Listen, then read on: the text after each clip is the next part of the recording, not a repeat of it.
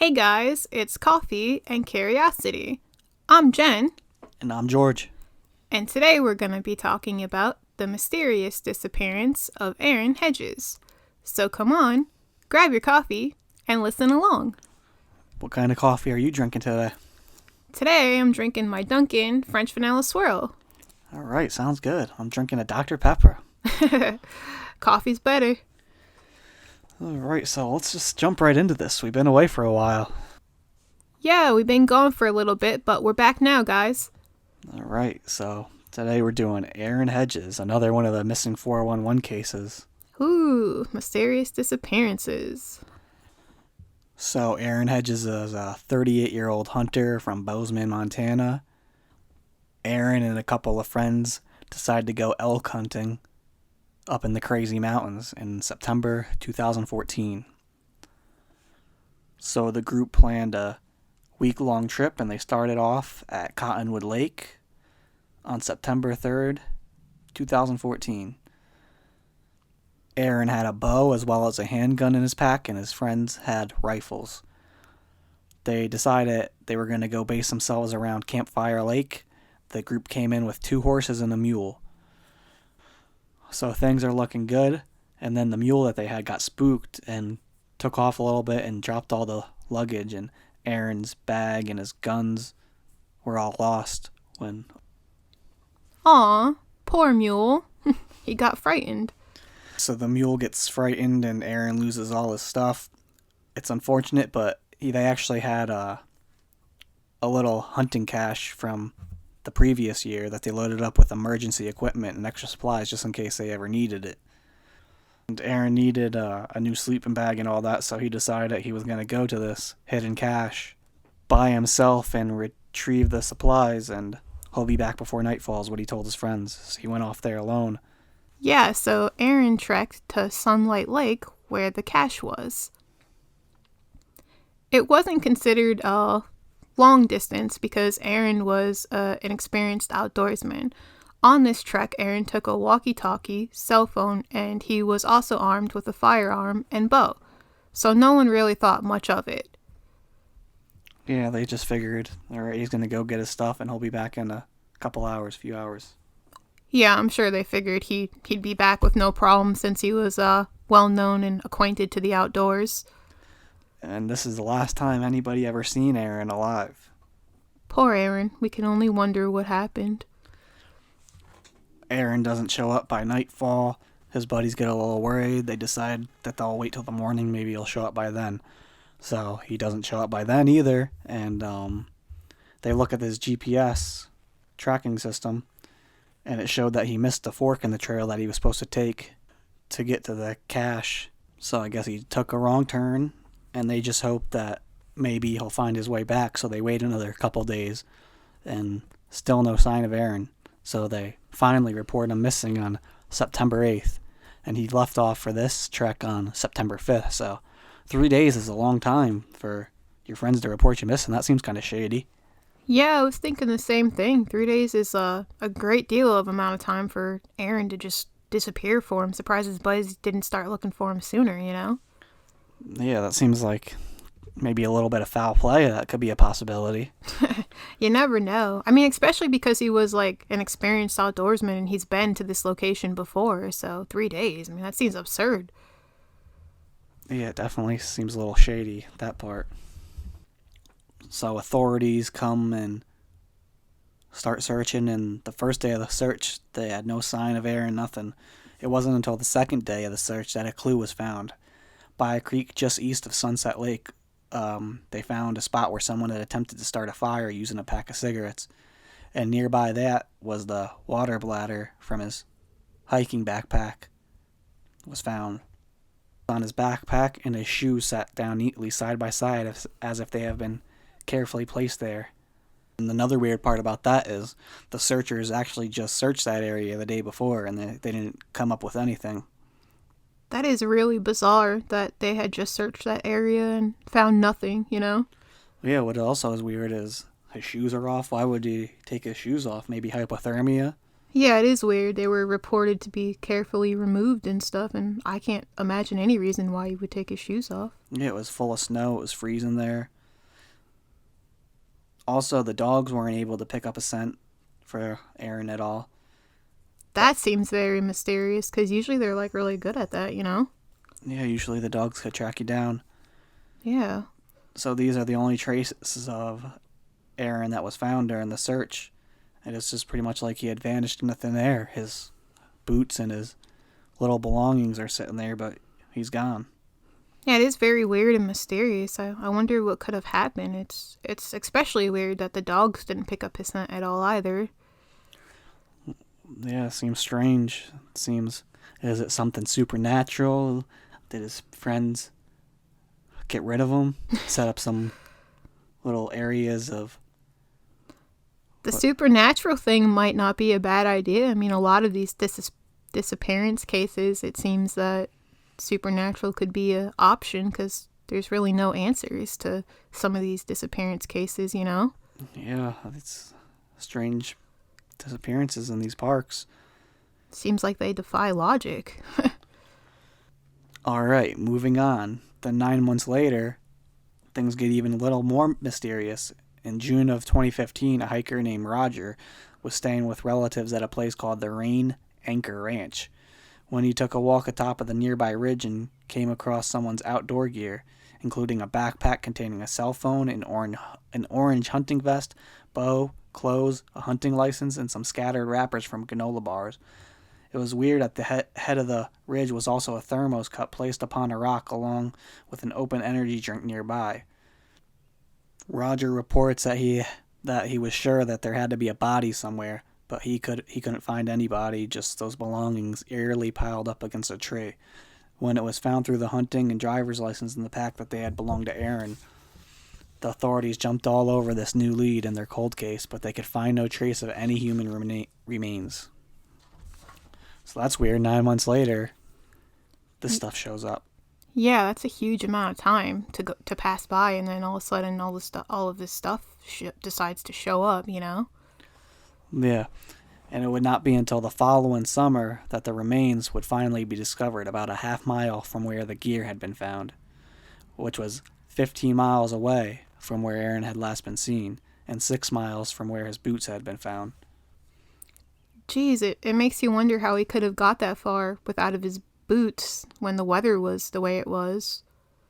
Yeah, it's weird. How can someone walk? There's no way somebody could walk that many miles without any boots in the snow. Yeah, I mean, his feet had to have been like freezing. That's crazy. Makes you wonder if someone maybe stole his gear or something, and that's why it was found so much later. I don't know. And the remains were found nearby that ranch, which is right next to a frequently used road. Yeah, so you would have thought someone would have found that stuff sooner if it was there the whole time, you know? Mm-hmm. And the weird thing is that drink that's sitting there, it looked like he had his thermos cup and an energy drink just sitting there. Like, yeah, it doesn't seem like that could all just be like in place and remain there for 9 months. And the ranch, I think, was basically within eyesight. You could see the ranch there, so why wouldn't he walk to the ranch if he was in any danger? Yeah, good point. Why didn't he try to get help from the ranch or contact someone there for assistance, you know? It doesn't make sense, really. It's an eerie disappearance story, actually. Yeah, it seems very strange. I don't understand why he wouldn't just walk to the ranch. He had no shoes.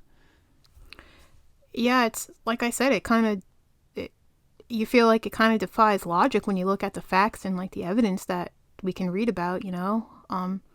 I've seen theories that maybe he had an extra pair of shoes and that's what he put on, but when they found his body, the feet were gone, so that's like a mystery. I don't know what's going on with that.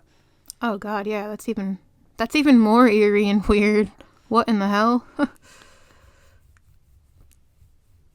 That's right by that road too, because his friends put the body there.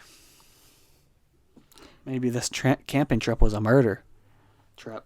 Yeah, you never know. It could have turned into something sinister. Maybe Aaron owed some money to his buddies and they said, hey, we're going to get rid of this guy. Yeah, they took him out back and did him in. Or it could be one of these weird, strange mysteries. Yeah, it's hard to tell, but either way, something's not adding up, and the story of Aaron is very, very weird and eerie. And what happened to his feet? Good question.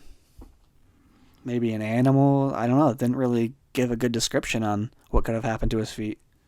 That's even like more bizarre. Like found with no feet. That's weird. I would assume maybe an animal or something, but it's still odd. There's so many theories on what could have happened to him, but the official explanation was that he had probably had hypothermia and was disoriented, which caused him to wander aimlessly, and maybe that's why he had such odd behavior not going to the ranch, you know? Yeah, I mean, that would make sense if he was disoriented and kind of acting out of it and stuff. It would make sense he wouldn't like try to reach for help and just wander off, and maybe he ended up in a place he had no idea where he was, and things just turn bad from there. Who knows, you know? And maybe he didn't want to go to the ranch or something to cover up the fact that him and his friends were hunting in an off-limits area or something.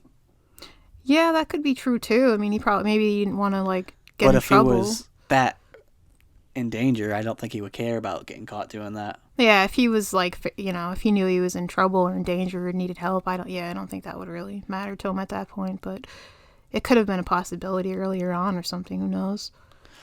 Yeah, you got all these strange cases in this Missing 411 series. This was one of the ones that stuck out to me that I thought we should go over. Yeah, this one is it's really interesting. It's like it's so bizarre, it's eerie, and there really is no explanation for what happened to Aaron, and we're just left with these random pieces of evidence and facts to kind of piece together, but yet they can't really be pieced together, you know? Nobody knows except for Aaron. Yeah, I feel like there's still so much to be found out, and that's left out for us to try to figure out. It almost seems like maybe a supernatural could be possible. Don't know what happened. It's strange that they found the body, though, because sometimes with these weird disappearances, they never find the body. Yeah, that's very true.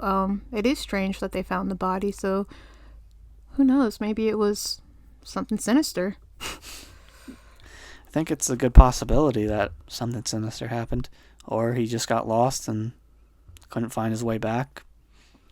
Yeah, that could be a possibility too, but that seems kind of odd, you know? Did a UFO pick him up? Or did his buddies off him? Who knows? I still find it strange that they didn't report him missing for 3 days. Yeah, out of all the things we've learned about this scenario here, that is one of the weirdest things to me too. Is like that they didn't report him missing for 3 days, and they didn't go and search for him until 3 days missing. This wasn't something that was supposed to take him anywhere near that long to go and retrieve. So I don't understand like why they would wait so long to go and search for him. Like, what did they think he was doing? Yeah, especially when they seen that he took a wrong turn, they probably should have went and looked for him. Yeah, like that's just odd and bizarre that they didn't act on it sooner than 3 days. I mean, 3 days is like, that's a lot of time for someone to just not show up when they were supposed to come right back. That's why I think there's a strong possibility something sinister was going on here. Maybe these internet sleuths need to get on this case. Yeah, they'd probably do a great job and get down to the facts that we need to know to solve this one here. Or if any of you guys know any other details that we are missing here, maybe you could let us know. Yeah, reach out to us, guys, and let us know if we left anything out or something we didn't mention. We'd appreciate it. Yeah, this was definitely an interesting case, and I was thinking about the next episode, maybe doing the Mesa Verde? Yeah, the Mesa Verde disappearances and the time holes that they reported there. Yeah, the missing 411 guy, David Politis, had those scientists or whatever they were, and came and found that there was a time warp or something going on.